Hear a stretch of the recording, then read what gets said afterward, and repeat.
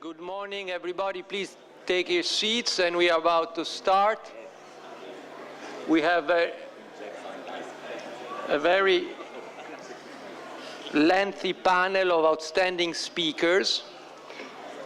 We will be discussing the assessment and the future prospects of the activity of the European Competition Network and the actual application of Regulation 1.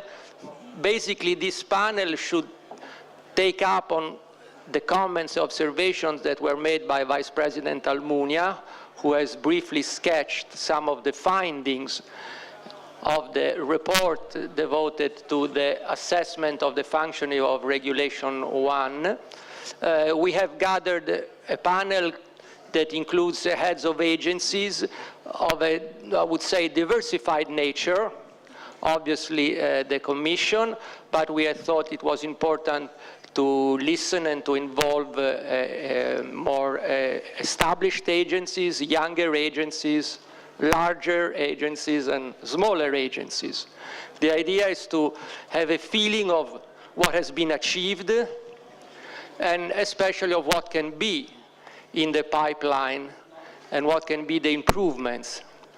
Where when we look at improvements, we obviously need to distinguish between things that we would consider appropriate and things or proposals that we consider feasible, because there may be a wide gap between what is appropriate and what is feasible. So this is also important to understand when we make this type of assessment. Just as a very brief opening remarks, I would like to point out that, as it has been said on several occasions, there is a sort of agreement about the success of Regulation 1 in enforcing in substantive law. I think this is certainly a very important result. At the same time, we need not to be complacent, and I'm sure that we will be able to identify potential areas where convergence can be improved. And in my personal opinion, I would like to highlight at least two where misalignment may still be a problem or it can still be usefully addressed. The first is the issue of the rather different application in terms of priorities for the type of infringements. There is a distinction, I would say, rather clear between agencies or jurisdictions that are very much involved in cartel enforcement and others that are not. Now, this may very well reflect different priorities or different economic and social conditions, but it can also reflect some sort of lack of adequate capability, resources, tools for cartel enforcement, in which case we may want to consider what should and could be done. A second area of misalignment I would like to point out, if anything, is because of my economics background. There is a divergence in terms of the application of economic analysis, which again can be just a reflection of some different priorities, but can in the long run lead to some divergent substantive consequences. So how much of this is due, for instance, again, to lack of resources?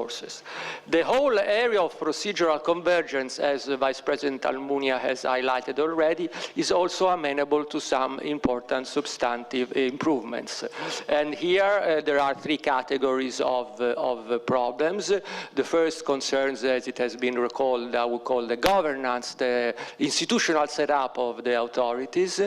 The second concerns the practical toolbox. In many respects, we have still existing differences in terms of priority setting, inspections, capacities or capabilities, the role of commitments in the different jurisdiction, and also the role of structural remedies. Again, this may be an area where improvement is worth, but maybe not feasible, so it would be interesting to understand how much of this is possible within each jurisdiction. And the third and last area where improvement is necessary probably is the area of fines that has been recalled.